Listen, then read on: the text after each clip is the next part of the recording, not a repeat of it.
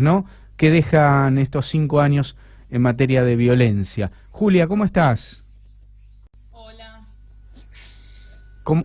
Bueno, el 3 de junio nos agarra en cuarentena, Sí. así que no vamos a poder marchar, pero bueno, siempre es bueno recordarlo, manifestarnos en las redes sociales y bueno, también recordar por qué es una fecha importante, porque el 3 de junio, hace 5 años, en el 2015, fue el primer Ni Una Menos, la primera marcha masiva que pedía en contra de los femicidios y por supuesto también otras tantas reivindicaciones feministas, pero principalmente eso, ante la oleada de femicidios se pide que el Estado tome medidas efectivas para poder parar que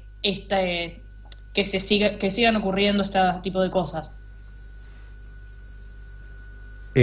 Bien, ¿y qué podemos decir en estos 5 años al respecto de lo que, bueno, de lo que viene buscando este movimiento, que es obviamente reducir la violencia en todas sus formas? Sé que por ahí hay algunos números que estás manejando que de alguna manera marcan también lo difícil que es a veces concientizar, ¿no?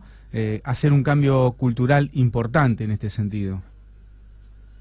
Sí, bueno, durante los años desde el 2015 hasta ahora, yo todos los números que voy a ir diciendo son del observatorio Ahora que sí nos ven, que ellas hacen un relevamiento a partir de los distintos medios gráficos y digitales. Pero bueno, obviamente que hay otras organizaciones que también hacen sus propios relevamientos y los Ujú. números pueden no coincidir exactamente. Bueno. Eh, pero en fin, en 5 años en la Argentina hubo 1.400 femicidios. Y en promedio, en esos 5 años, hubo uno cada 30 horas. Los números del 2015 al 2020 son, bueno, el 2015 fue el año con menos femicidios, 131. El año con más femicidios fue el 2019, que tuvo 327. Ujú. Y ahora el 2020 lleva 140 femicidios.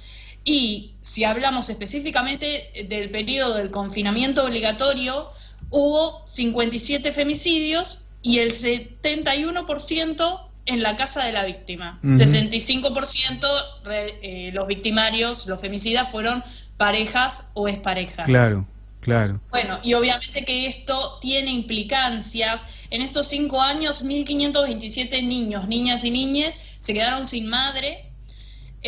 Bueno, también están las estadísticas de que el 83% de los femicidas son gente vinculada a la víctima, no son desconocidos, y en su mayoría son parejas o exparejas. Ujú. Y bueno, también lo que nos dicen los números, que es un dato bastante perturbador, es que el 64,6% de los femicidios ocurridos en estos 5 años fueron en la vivienda de la víctima, con lo cual el lugar en el que menos segura está una persona que está sufriendo violencia de género es en su propia casa. Lo cual esto se acrecenta mucho más ahora en periodos de cuarentena, donde pasamos mucho más tiempo en nuestra casa y no tenemos los lugares cotidianos donde usualmente una podría o bien pedir ayuda o interactuar con otra gente que podría darse cuenta, como sería la escuela, ir al médico, los lugares que frecuentamos diariamente. Así que esto es un factor de riesgo muy importante. Bien, bueno, en ese sentido, Julia, queda mucho por hacer, ¿no?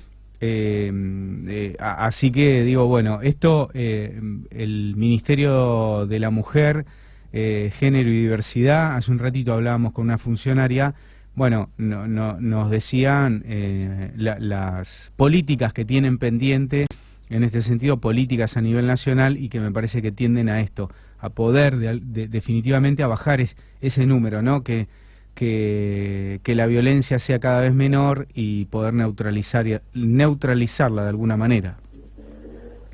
Claro, bueno, desde el Ejecutivo se han realizado distintas medidas.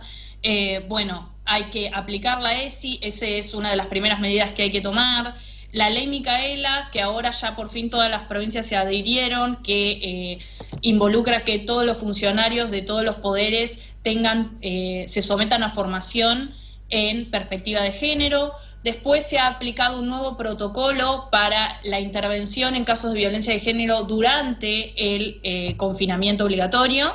Y bueno, también está la ley Brisa, que es una ley que le da asistencia económica a aquellas personas que quedaron sin madre o sin padre porque ellos fueron víctimas de un femicidio, en fin. Y bueno, pero la falencia más contundente que hay es en la justicia, porque en otros datos, desde el 3 de junio del 2015 al 25 de mayo del 2020, de todos los femicidios, el 18,33% de las víctimas hicieron una denuncia previa y el 8,4% tenían medidas judiciales hechas, es decir, que ya la justicia se estaba encargando del caso.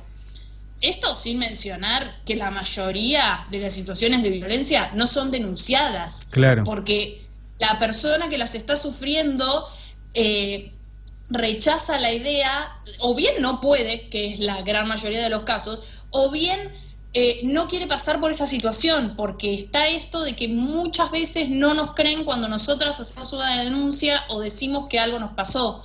Aquí de lo que se habla cuando se dice oportunidad, cuando una persona logra reunir, no sé si llamarlo valentía, pero logra poder ir a la comisaría a hacer una denuncia, hay que contenerla, escucharla, no revictimizarla y sobre todo creerle. Y esta tendencia de las distintas denuncias es algo que se ha mantenido a lo largo de los años, del 2015 al 2020, cada año se han hecho denuncias, del 17 al 20% de las víctimas realizaban denuncias antes de que sucediera el femicidio y también se tomaban medidas. Entonces, esto significa que evidentemente hay fallas no solo en el sistema de justicia, sino en las medidas que se toman a partir de ahí para que el caso de violencia no pase a mayores. Uh-huh.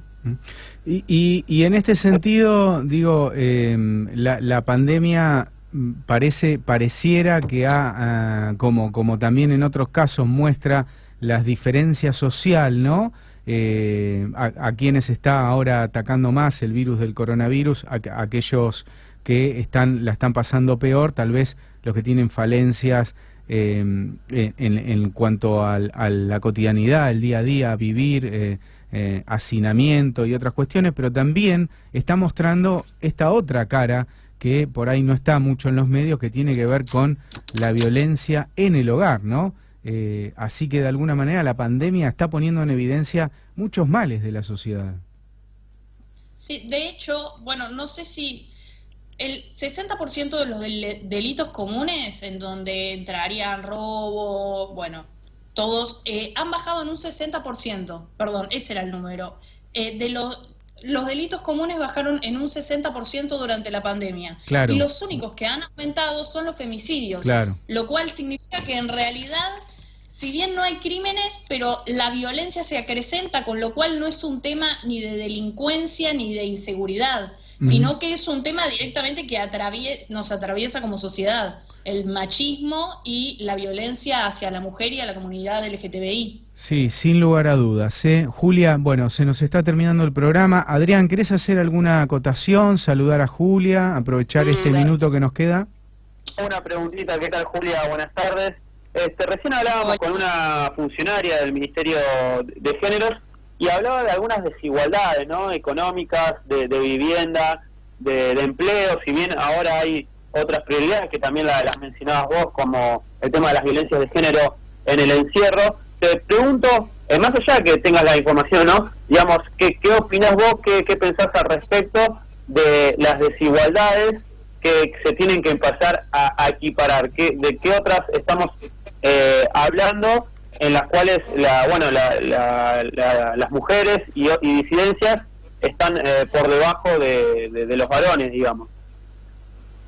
Sí, es que exactamente es así. O sea, los femicidios son la punta del iceberg, porque más allá de eso, si bien esa es la cara visible de la violencia hacia la mujer, hay un montón de otras cosas que van, digamos, llevando a ese camino, como puede ser la desigualdad económica, que hay más mujeres desempleadas que hombres desempleados, que las mujeres en promedio ganan menos que los hombres en el mismo tipo de trabajo, el hecho de que las mujeres hacen más trabajo no remunerado que los hombres, la desigualdad en las tareas de la casa, en la crianza de los hijos, bueno, todo lo que tiene que ver con belleza, los altos estándares a los que la mujer debe llegar o alcanzar para poder ser vista como una mujer buena o decente, sin mencionar las desigualdades económicas que ya están de por sí en la sociedad.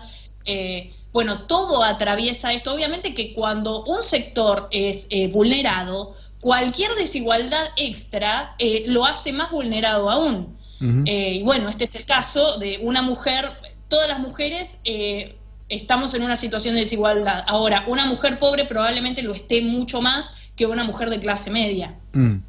Julia, bueno, te agradecemos mucho la columna, como siempre, ¿eh? Nos estaremos reencontrando en breve, ¿eh? Así que, bueno, hasta otro momento, Julia. Otro momento. Dale, Adrián, nos vamos. Esto fue todo por hoy, ¿eh? Ya un minuto pasó de las 4 de la tarde. ¿Cerramos el programa? Dale, las últimas del ámbito deportivo cortito.